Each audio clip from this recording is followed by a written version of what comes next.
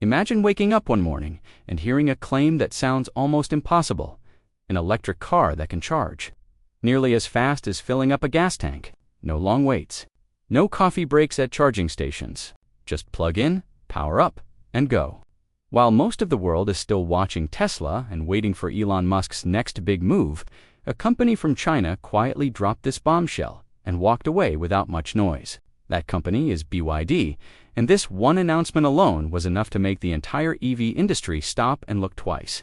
Because if this claim holds up, it doesn't just challenge Tesla, it threatens to rewrite the rules of electric mobility altogether. For years, Tesla has been seen as the uncontested face of electric vehicles. Sleek designs, strong performance, and a massive charging network helped it dominate the conversation. But behind the scenes, another story was unfolding. BYD wasn't trying to win headlines. It was quietly building something far more dangerous. Control over batteries, control over manufacturing, control over costs.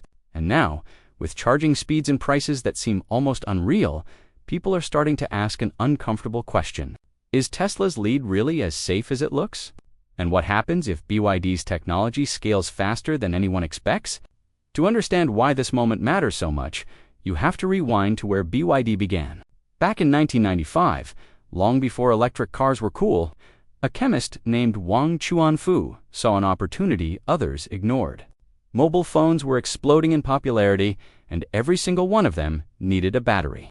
With just a small team and limited capital, he started BYD in Shenzhen, focusing entirely on battery technology. No flashy cars, no big promises, just relentless experimentation and cost control. While traditional automakers were perfecting engines, BYD was mastering the one component that would later define the EV era. That early focus paid off faster than anyone expected. BYD quickly became a major battery supplier, and by the early 2000s, it made a bold move into automobiles. This wasn't a random expansion. It was a calculated step. BYD already understood energy storage better than most car companies ever would.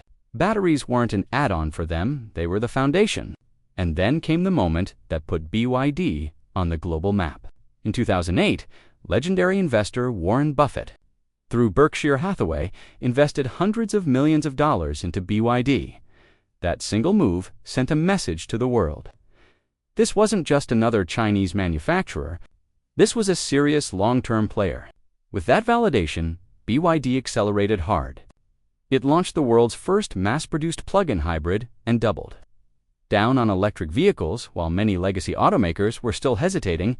Instead of relying on suppliers, BYD chose a different path. It built almost everything in-house: batteries, motors, power, electronics, even key chips. This vertical integration became BYD's secret weapon. While competitors struggled with supply shortages and rising costs, BYD kept prices low and production steady. And this is where the real pressure on Tesla begins to show. One of BYD's biggest breakthroughs came with its hybrid technology, known as Super DM. Unlike traditional hybrids that lean heavily on gasoline, BYD's system puts electric driving first. The engine steps in only when it's most efficient.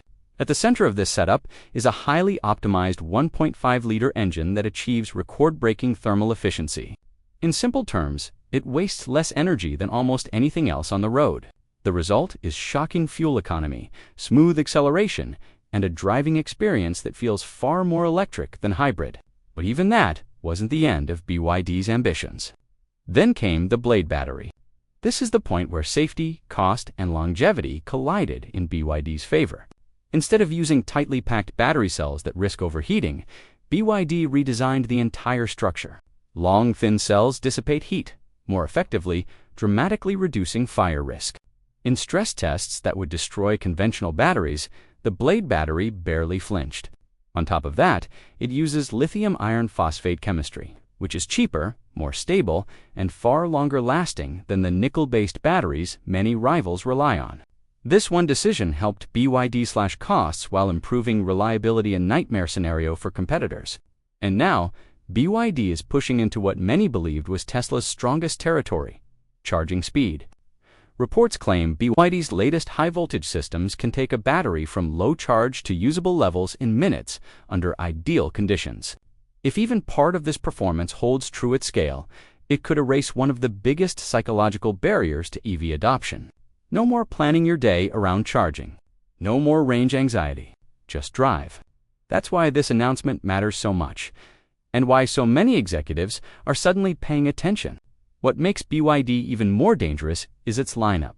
From affordable city cars to luxury sedans and large SUVs, BYD isn't targeting just one segment. It's attacking the entire market at once. Vehicles like the Song Plus appeal to everyday buyers, while high-end models challenge premium brands, head-on with power figures that rival supercars, often at a fraction of the price. This isn't just competition, it's compression. Prices come down, expectations go up, and the margin for error disappears. When you compare BYD and Tesla side by side, the contrast is striking. Tesla leads in software branding and charging networks. BYD leads in manufacturing efficiency, battery safety, and affordability. Tesla depends on external battery partners. BYD controls its own supply chain. Tesla dominates certain markets. BYD is spreading everywhere: Asia, Europe, Latin America, and beyond. And while Tesla focuses almost entirely on passenger cars, BYD is also electrifying buses, trucks, and entire transport systems, locking in long-term contracts that stabilize revenue. So the question isn't whether BYD will matter. It already does. The real question is how fast this shift will happen and whether traditional automakers, including Tesla, can adapt quickly enough. Because history shows that the companies that change industries aren't always the loudest ones. Sometimes they're the ones working quietly, perfecting the fundamentals, and waiting for the right moment to move. And judging by recent developments, BYD may have just chosen its moment. And that's where this journey finally reaches its quiet conclusion. Not with a dramatic twist, not with a bold prediction, but with a simple understanding that will likely outlast any headline. The auto market didn't change direction overnight. It adjusted its posture. It stood back up, took a breath, and remembered who it was supposed to serve. This moment showed that people don't need to be convinced to move forward. They need to feel secure doing it. When a product respects that need, it doesn't have to shout. It doesn't have to overpromise. It just works, and that's enough. Long after newer models arrive and future technologies mature, this shift in thinking will remain. Buyers will continue asking grounded questions. Companies will be forced to answer them honestly, and the space between hype and reality will shrink. Not because innovation slowed down, but because understanding caught up so. If this story feels calm by the end, that's intentional, because real impact doesn't always end with excitement. Sometimes it ends with confidence, with people feeling like they made the right choice, with an industry reminded that progress only matters when people are ready to walk with it. And in that sense, this wasn't just the story of a car. It was the story of timing and how getting it right can quietly change everything. And if there's one last thing this moment leaves behind, it's perspective. A reminder that not every shift needs to be dramatic to be meaningful. Not every change arrives with fireworks. Some arrive with relief, with practicality, with the feeling that something finally makes sense. That's what lingers here.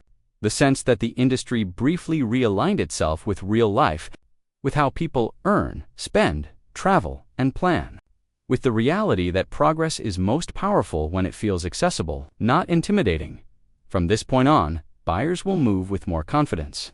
Manufacturers will design with more restraint, and the gap between ambition and affordability will no longer be ignored as easily. That gap has been exposed. And once exposed, it can't be unseen. So the story doesn't end with a verdict or a winner. It ends with a shift in awareness. A quieter, steadier mindset that asks better questions and makes calmer choices. And sometimes, that's the kind of ending that matters most. And with that recalibration, the industry steps into a different rhythm. One where growth isn't measured by how fast people upgrade, but by how confidently they commit. Where success isn't just launch day excitement, but years of quiet satisfaction. Where products earn their place not by shouting louder, but by fitting better. That's the lasting echo of this moment. A shift from urgency to intention, from pressure to choice, from spectacle to substance. And once that shift settles in, it reshapes everything that follows: how cars are designed, how they're priced, and how they're sold. So the story doesn't need another twist. The impact is already in motion. It's in the way buyers pause before spending more, in the way companies rethink what value really means, in the way progress starts to feel less like a race and more like a path people are actually willing to walk. And that's how this chapter closes, not with noise, but with clarity.